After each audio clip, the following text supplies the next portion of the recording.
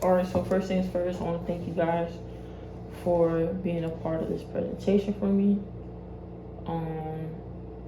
So today we'll be talking about offensive rebounds. This is for my 408 sports mechanics class. And the reason for me creating this presentation is to address a common injury among female athletes. I'm going to address the different types of offensive rebounds, and the main portion of this presentation is to discuss the mechanics of offensive rebounds. So you're probably thinking, why'd you choose this skill? I chose this skill because rebounds win games. It's been shown that typically the team that has the most rebounds, they typically will win that game. And that's just because, you're putting up shots, you're going to have someone, you're putting up shots, and even if that person, the person that shot the ball misses, you got that person there in the paint or wherever have you may be. They're there to recover the ball, and a lot of times when people are going in to get rebounds, they're gonna have contact. Basketball is a contact sport, so with that contact, you're gonna get those fouls and getting a chance at getting possibly an and one, which is probably 2 points and another point to go with that, so 3 points in all. Also, females have a higher rate of non-contact ACL tears. This phenomenon has been explained, has had studies done upon it, and it is believed that this is the higher rate of ACL tears is due to hormones, skeletal structure, and improper mechanics when jumping and landing. So within this PowerPoint, we're going to be addressing that. And it has been revealed that the knee in toe out alignment is what is most frequently seen at the time of the ACL injury, and that having lower muscle strength in the lower extremity is likely to be related to this tearing of the ACL. Also, I have a personal relation with having an ACL tear, and also because I played basketball throughout middle and high school. So with me tearing my ACL in middle school and then tearing it again in high school, it was a pretty rough time. As an athlete. It put me in a space where I felt like I kind of lost my purpose. I lost my way, because basketball was kind of like my outlet and my way to decompress and just not really have much to think about other than what I'm doing on the court. And it was something I actually enjoyed. And I believe that many athletes can relate to that, in the sense of when they're taken away from their sport, it really is detrimental to them and detrimental to the psyche. So we're going to move on from that point there. So you may be asking, what is an offensive rebound? An offensive rebound is when your team is attempting to score a point, and then a player that's on your same team shoots the ball. They might miss, and the ball is recovered by another teammate to make a second attempt. That's what you call the rebound there. There are 3 types of action that can be taken after you recover the ball. You can just do a putback, which is going straight back up with the ball. You could dribble out, or you could pass the ball. The focus of this presentation will be the putback. Within the rebound, the player must first generate force within the legs. This is done by bending the knees and pushing off the ground with the feet. This is done typically with the balls of the feet. There may be an arm swing that's incorporated with the motion of getting the rebound. Arm swing is transfers kinetic energy into the lift or takeoff phase of the rebound. The player will then grab the ball and put the ball back in the hoop. You can do this while descending, or you can do this landing and then going back up. Getting the ball and shooting it while descending, that's seen as more of a advanced technique, because typically when you're a novice or first starting out, you're told to shoot at the apex of your jump. So when shooting while descending, it takes more athleticism to be able to make that shot there. There are 6 phases of this skill. You have the preparatory phase or the box out phase. the loading phase, the flight phase, the grasping phase, the landing phase, and the shooting phase. We're going to be going through each of those phases separately, and we're going to talk about the key elements within each phase.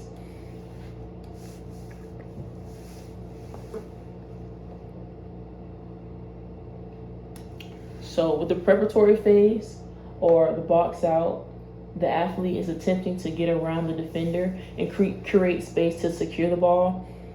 There are 3 key elements within this phase. You have the stepping out in front of the defender, going up and under the defender's arm, and then you're going to be creating space.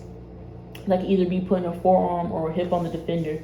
So let's start with the step out and in front of the defender. So when you're stepping out and in front of the defender, that's a part of getting around your defender, because your defender is going to be trying to box you out. Basically, they're going to be having the same mindset that you're having as creating contact and creating space in order to be in the most optimal spot to get that ball and do what you need to do. And then that going into that second key element, getting up and under the defender's arms.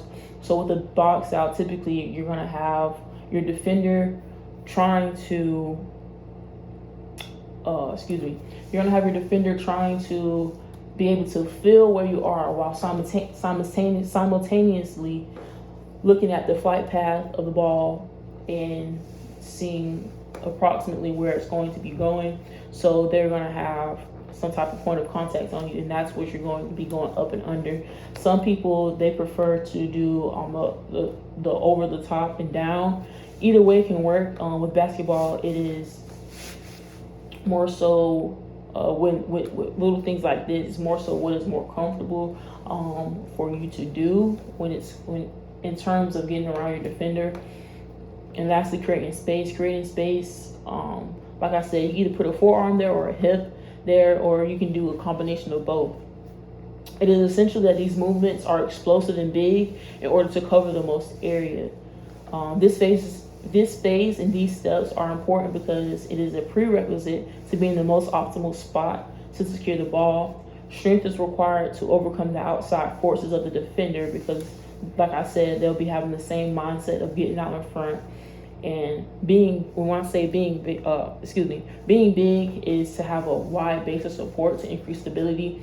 So that increase of stability is going to be needed because, like I said, you have the outside force of the defender that's going to be trying to move you so that they are in the most optimal spot. It's basically a little dance, like a tussle in the paint or wherever you may be in that instance. Most of the time, with just doing with getting the rebound and going straight back up, you're going to probably most likely be in the paint, so that's going to be closer to the goal.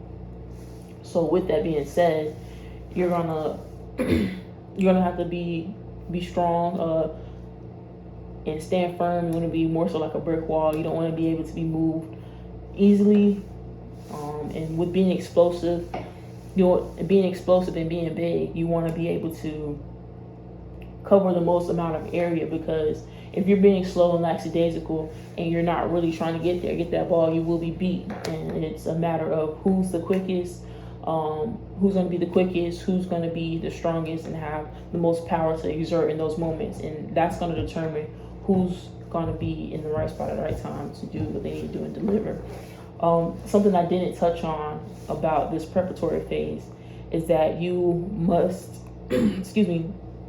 is that a little bit of basketball IQ is going to be needed for this as well. If you're on the left side, if someone shoots and they're on the left side of the court, 9 times out of 10, that ball's going to come out on the right side. So these things should already be in the mind of the athlete when they're on the court. They should already be having these kinds of ideas. They should already have this type of mindset when playing basketball. All right. So on to the loading phase. During this phase, the knees are bent and there's a slight bend at the hips. The arms may swing posteriorly. So posteriorly means they're going to go backwards. They're going to go towards the back of your body, or backwards, however that makes more sense to you. And there are 3 key elements within this phase. You have the knee bend, the hip bend, and the arm swing. So this phase is essential because enough force must be generated to counter gravity and the mass of the person to reach the flight phase. The arm swing for the standing rebound has kinetic energy that comes from the arms because they swing posteriorly, then anteriorly. The principles of increasing stability, such as lowering the center of gravity and increasing the base of support, influence this skill. This is seen when the athlete lowers their center of gravity by squatting their legs. They can exert more force into the ground, and an equal amount of force is returned, causing the athlete to have a higher potential to jump higher. Strain energy and gravitational potential energy are also involved because energy gets stored within the tendons and muscles of the athlete when the athlete is on the eccentric phase of the jump, which is the loading phase when they're getting ready for flight.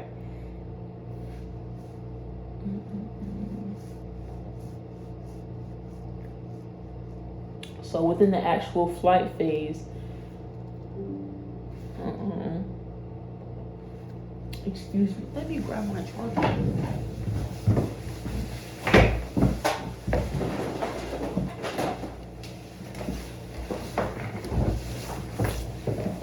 Excuse me, give me just 1 second.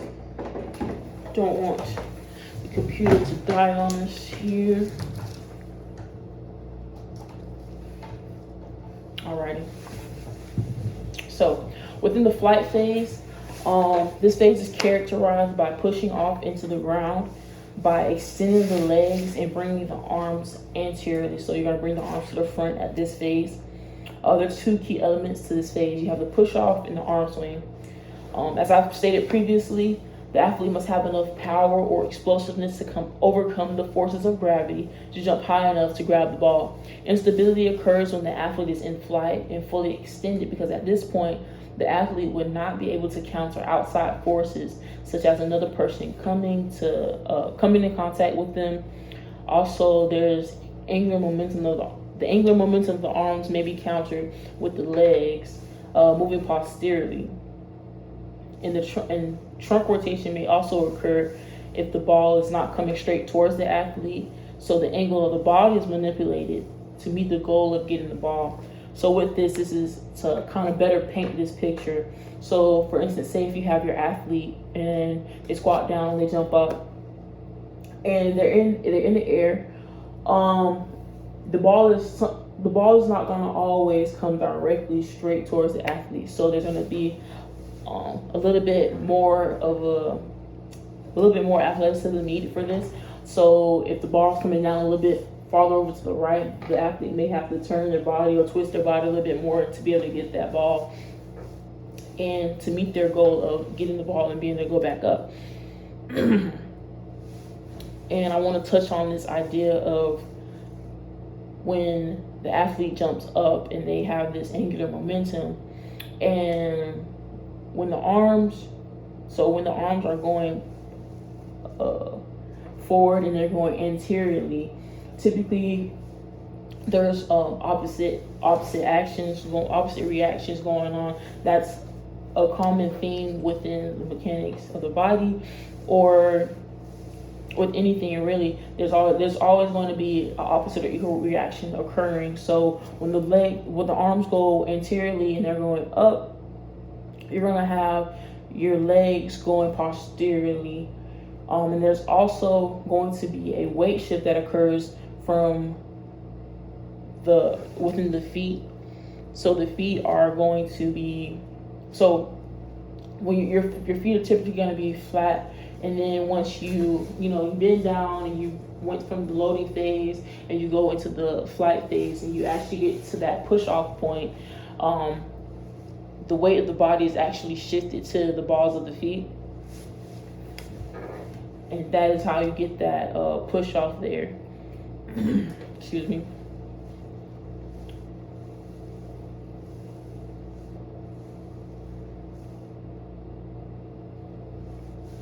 And then here we get into the grasping phase. This phase consists of securing the ball in the hand of the player. There's only 2 elements within this phase: securing the ball and keeping the ball high. There's an occurrence of rotary stability. that could occur if an athlete was to jump up for the rebound and keep a strong grip on the ball and complete a two-hand dunk. Keeping the ball within the grips of the player creates the resistance of it being tipped or spun in a circle. Also, with keeping the ball high, this stops the ball also from being tipped or it's stripped away. So if you were to lower the ball, this is increased risk because you're going to have more hands there. And the goal of the rebound is to keep the ball away from the defender. The defender has the goal of getting the ball, and the offense has the ball. It has the goal of getting the ball as well. So with that, you're going to have basically a fight for the ball. It's a contest of who can get the ball. That's basically the whole idea of getting a rebound.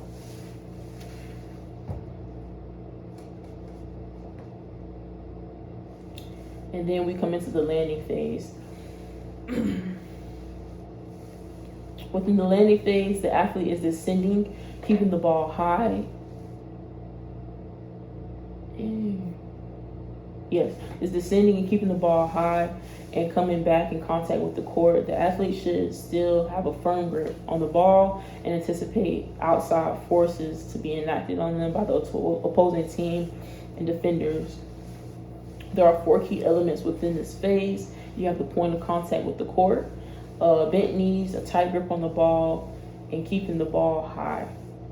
This phase is believed to be where many of non-contact ACL tears occur for women. So when performing a jump, the athlete must overcome the forces of gravity when landing.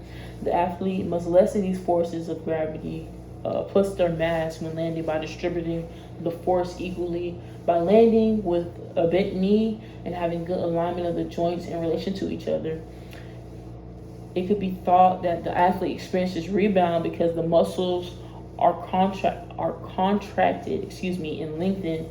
Then they return back to their normal state once the athlete lands.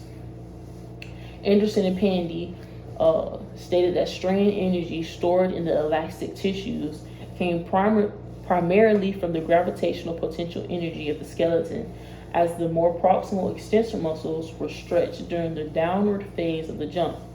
Proper technique involves bending the knees and hips to lower the center of mass.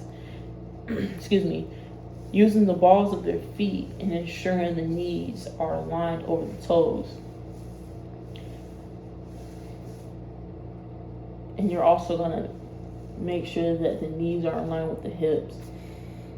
One of the main things are making sure that the knees are in line with the hips. This is true because typically, a lot of the times what's seen here in ACL tears is that we have knee valgus, which means that the knee goes inward. And when that knee goes inward, it causes rotation and it causes rotation and forward, a forward push of the tibia, and then that causes the rupture of the ACL. And as stated by Anderson and Pandy, that's where you're going to be getting, when you're landing, that's where you're getting much of those external, that's where you're going to be getting a lot of those external forces, or a lot of that extra force coming in, where the body must be able to disperse that in an effective manner, or else it will be localized in one area, and that's what's going to lead to injury.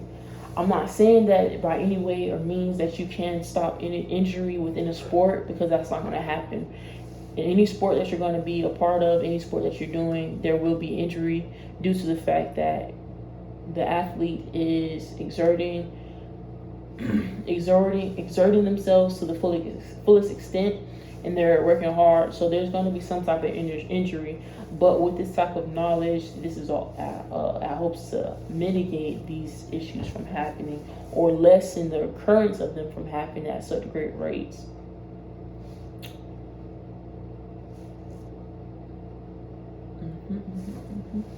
So I kind of want to touch on these phases, these elements a little bit more. So the point of contact with the court is going to be landing on the balls of your feet. You don't typically want to land just flat-footed on the ground. As you know, the whole thing about this is trying to lessen the impact on your joints.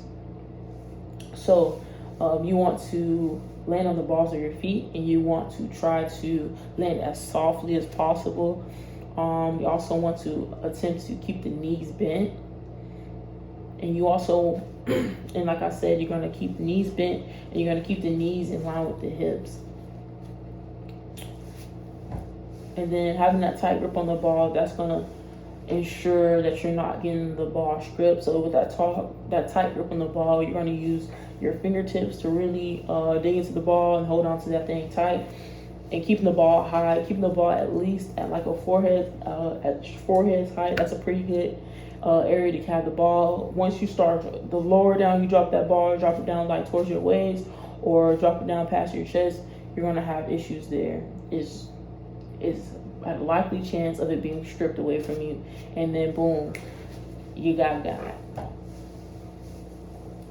So now let's get into the shooting phase. The shooting phase is quite simple. This phase is where the athlete is going right back up with the ball and attempts to score a point. So with the shooting phase, the athlete has landed and they're going straight back up, shooting the ball. There's rotary stability of the ball, is increased by the contact point in relation to the center of gravity of the ball and the amount of force applied. If contact is made on the perimeter of the center of gravity, it will cause the ball to have more spin, and the amount of force applied would change the amount of rotation. The athlete will bounce it off the backboard or the ground, then the backboard, causing the ball to change shape, then return to its normal shape, hence the name rebounding the ball. So when the ball changes shape and it returns back to shape, that's called rebound, and that's why I said, that's the name of it, rebounding the ball. So let's touch on this rotary stability. So the center of gravity of the ball, that's typically going to be the midpoint of the ball, being the fact that the ball is a circle and everything like that. So you can think of it like when you're shooting the ball at the point of release. The point of release, you're going to try to, get that finger flick on the ball. And when you get that finger flick on the ball, that's going to cause the ball to spin. And when you get that spin on the ball, that's typically a good thing, because if, say, the ball pops back out, you're able to, it's not so like it's going to, and if you're that close to the goal, it's going to, roll backwards. It's going to either roll backwards off the goal and come back down in the close range, or it's going to hit the backboard and roll and still have some rotation, so it'll be able to fall within the goal, within the net, and you'll have a point there.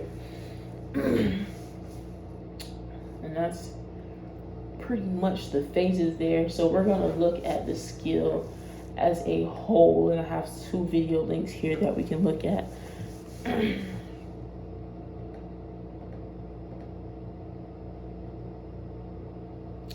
Just a second here.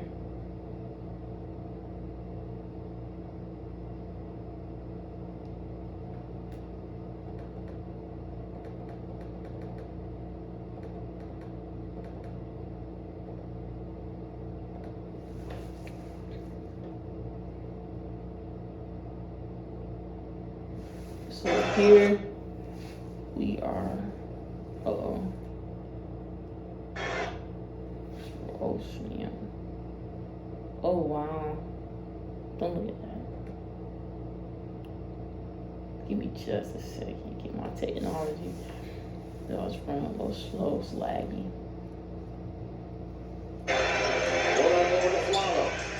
So here, if you can see, we're looking at our player right here that is that's on the Lakers, this man right here. As you can see, he seems as if his only goal was to get that rebound. If you see here, before He's already boxing out. He's already has his eyes on the goal. You see, he's looking, but he's already still boxing out. He's getting ready for, I believe that's Kobe there. He's getting ready for Kobe to shoot the ball. He's great. He's already boxing out. He's already got his player behind him, and he's in front of the goal.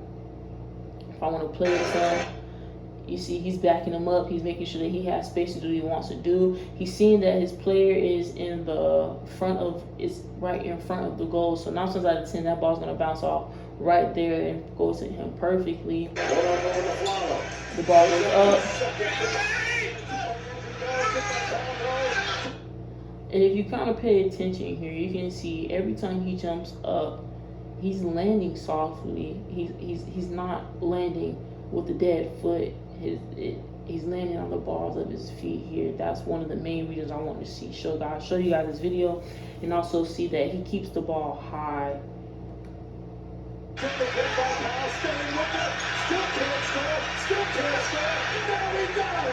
And if you pay attention here, he keeps that ball high, and he continuously is able to get that ball back. Just watch that.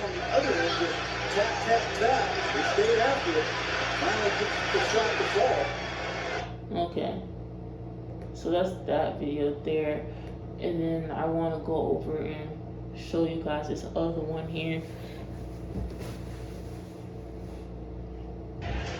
So this is with hold on. So this is with Angela Reese.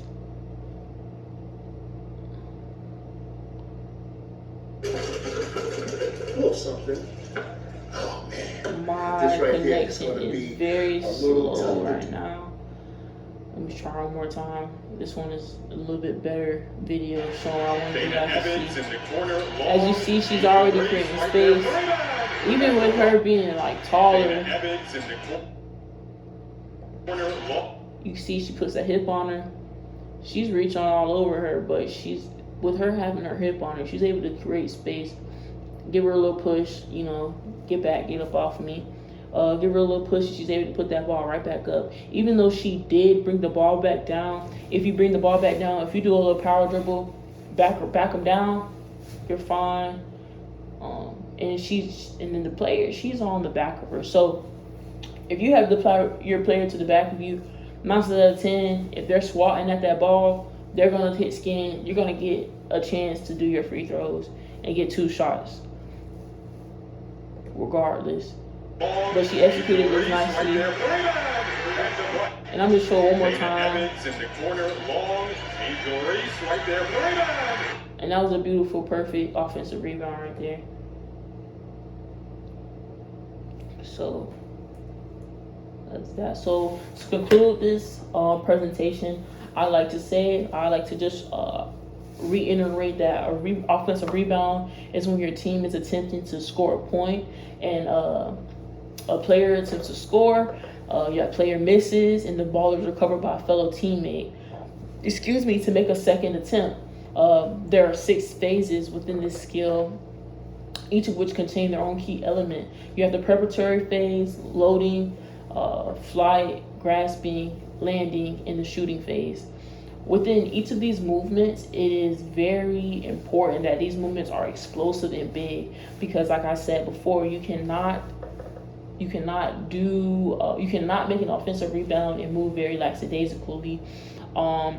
This is a contact sport, so you need to be explosive, big, and be able to get around your defender, create space, and get that ball up.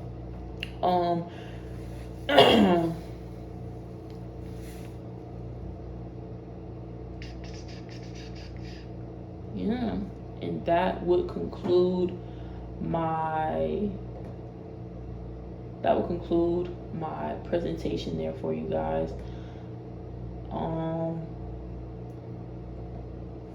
I wanted to open this up now.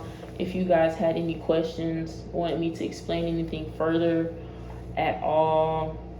I cannot hear you. If you want to, you can unmute yourself. What were the first 3 phases? The first 3 phases? Yeah. So the first phase is going to be the preparatory phase or the box out. And then you have the loading phase. So within the loading phase, that is going to be you preparing to take off. That's when you're bending down, have the knees bent. You're going to have a bend within your hips as well. That's that loading phase. You're loading, getting ready to take off for flight. And then after the loading phase, you have the flight phase or takeoff phase. Mm-hmm. What's the fourth one? It's gonna be the grasping phase. I didn't want to repeat. I want to make sure I didn't repeat the flight, but yes, it's gonna be the grasping phase, and then you're gonna have the landing phase, and then the shooting phase. Would you like me to explain on those a little bit more, or you're good on that part? I'm good on that part. Okay. Does anyone else have any questions for me? Anything that you would like me to reiterate or touch upon, or any outside questions? No? Okay. Well, I would like to say thank you guys for participating and being a part of my audience for my 408 sports mechanics class. Like I said, there is a form that I need you guys to send me, or you could send me your responses and I'll type the form if you don't feel like doing the form yourself. Yes, I appreciate you guys for doing this for me. Alrighty. Thanks, guys, and that concludes my presentation. I'm just gonna make sure that you guys are able to be seen within there. Say hi, guys. There we go. Make sure that they see that these real people on the Zoom, well, the Teams meeting. All right.